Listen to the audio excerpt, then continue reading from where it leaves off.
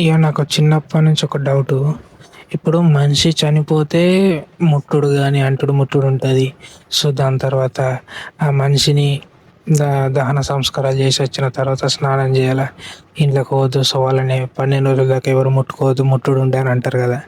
So మనిషి చనిపోతే so ఆత్మ వెళ్ళిపోతే సో దహన సంస్కారాలు చేసాడు అయిపోతుంది. దాని తర్వాత అంటుడు ముట్టుడు ఉంటే అంటారు కదా. మరి అందులో ఆత్మ ఉంటే అదొక జీవే, మనిషి కూడా. అట్లయితే కోడి కూడా ఒక జీవే, మేక కూడా ఒక జీవే, దోమ కూడా ఒక జీవే, ఈగ కూడా ఒక జీవే, అండ్ పురుగు కూడా ఒక జీవే. వాటిని చంపినప్పుడు, మేకని కూడా బలి తీసినప్పుడు, కోడిని కూడా అండుకొని తిన్నప్పుడు అంటును ముట్టుడు ఎందుకు కాదు? మరి దానికి దహన సంస్కారం అవి ఏమున్నాయి మరి? అంటే ఇప్పుడు వాటిని అండుకొని తింటాం, అంటుడు ముట్టుడు కాదా? ఇంట్లో పురుగులను దోమలను చంపుతాం, అవి కూడా అందులో కొంచెం ఆత్మ కూడా వెళ్ళిపోతుంది. మరి వాటిలో కూడా అంటుడు ముట్టుడు కాదా? వాటికి 12 రోజులు అట్లా ఏమున్నాయా?